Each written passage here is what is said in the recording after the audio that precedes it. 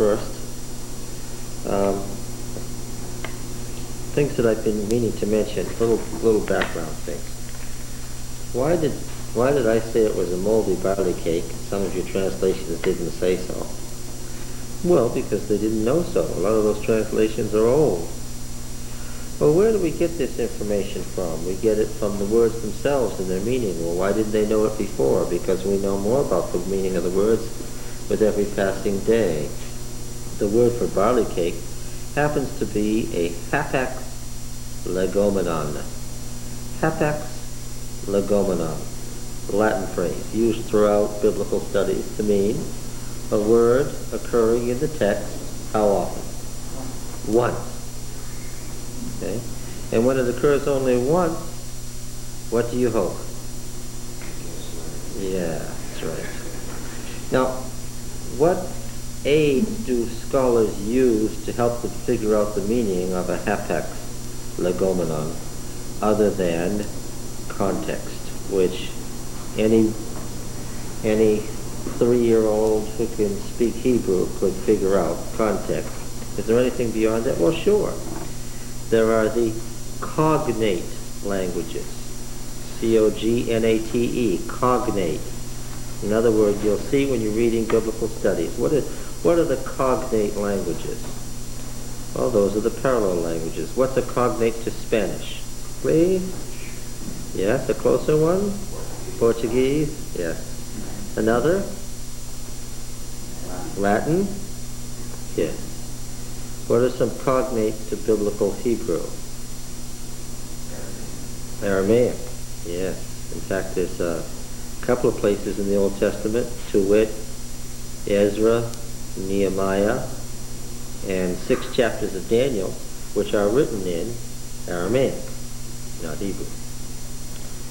So here was this parallel language, an Eastern Semitic language, whereas Hebrew is a Western Semitic language, but a parallel language, a cognate language. And many of these words occur in that language. Some other cognates. Aramaic. What else? Ugaritic. We have mentioned the Ugaritic text so often in this class. Ugarit was an ancient Canaanite city that existed from, it was in its heyday from the 24th to the 14th century BC, was destroyed in the 14th century BC, which is after our patriarchs, according to our understanding, but before our Exodus. So actually in the biblical period. And here's Ugaritic, North Canaanite, a cognate to Hebrew. And when we talk about the Baal text, and the reason why we know it says, "Lift up your heads, O ye gods," is because we have all these Ugaritic texts that tell us all that wonderful stuff that makes a lot of what's going on in the Old Testament clear, that we would have no idea, not just about the individual words, but about the whole passage. Okay, what are some others?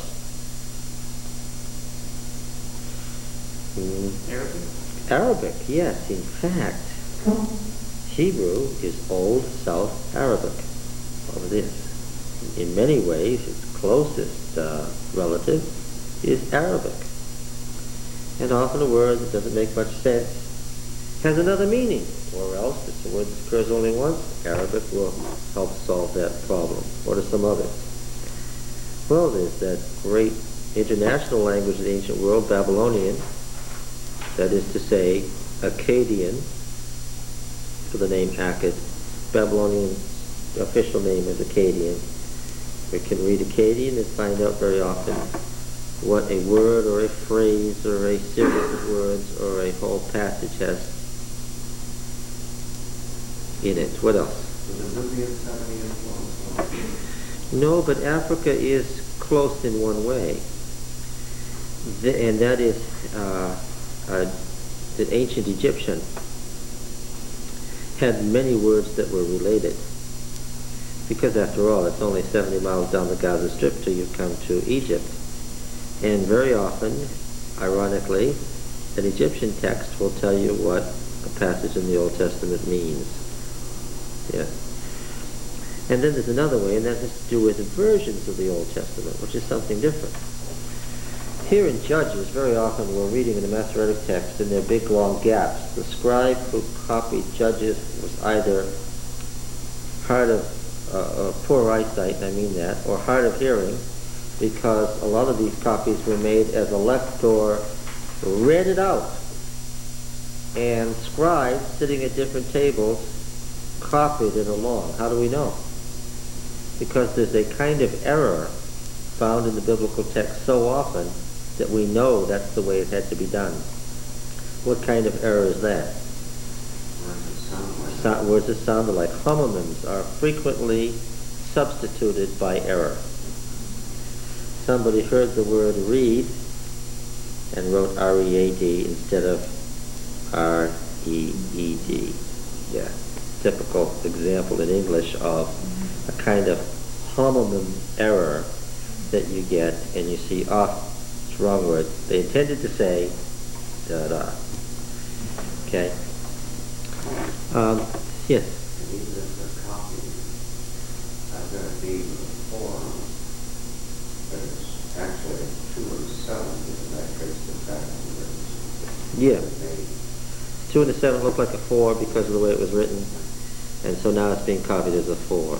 Yes.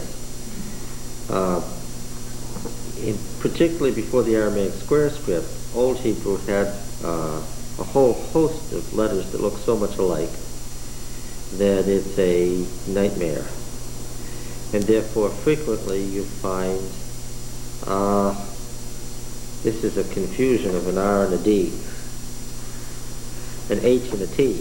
They look so much alike that the person simply wrote what he thought was there, and suddenly you don't have a word anymore, and suddenly you don't have a sentence anymore because it was a verb and now it's not a non-word. And so what do? Well, one of the things you can do, since I mentioned that there were 3 great textual families, the Palestinian, the Babylonian, and the Egyptian after the exile, you can look in the other textual family. What does the Septuagint in the Alexandrinus or the Leningradensis or the Vaticanus text say? Oh, there's the verb, the missing verb. It's in Greek, but we can figure out from the Greek word what the Hebrew must have been. Oh, I see. The Hebrew word that's dropped out has 3 letters that end just exactly as the 3 letters of the next word. So what happened to the scribe's eye? He's homoarcton, same ending. What happened? His eye skipped to the next word with the same ending. Sometimes he skips down a line. Sometimes there's a word in there that shouldn't be there. This makes no sense. If we lifted this word out, it would make great sense. It helps to know that this word occurs in the preceding sentence. And in a scroll, where was that word probably? It's in the line above, and guess what?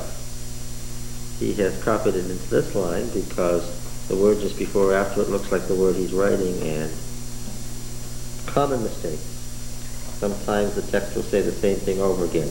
We saw an example of that in Joshua 3, where I said simply, write the entire sentence out. It's in your Bible, but it shouldn't be there. That's a ditography, said the second time. So we look at the versions. We look at the Greek version, the Septuagint, in all its different histories, because there's not one Greek version. The Old Testament was translated into Greek over and over and over again. So there are many different Greek versions to consult. In Egypt, there were Coptic Christians, and they had a translation, the Bohairic, that frequently is helpful. There was an old Latin translation made prior to 405 AD that frequently contains original readings that aren't found anywhere else. In Syria, there were lots of Christians, and the Syriac text, that is, the text of the Old Testament in Syriac, frequently contains the best readings that can be found absolutely nowhere else. You see, a text like the Syriac text, how many folks were reading that? Just a few. So how often was it copied as compared to the Hebrew? Yes, and therefore what? Less mistakes, of course. Yeah. All right. So, your translation doesn't say it was a moldy barley cake? Oh well. Yeah.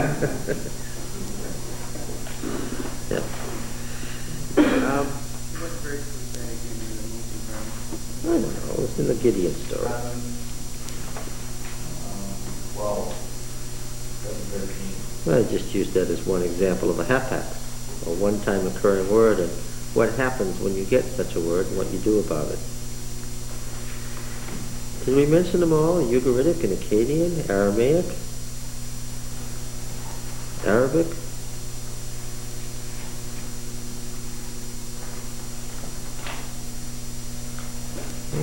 Egyptian, I think we got them all.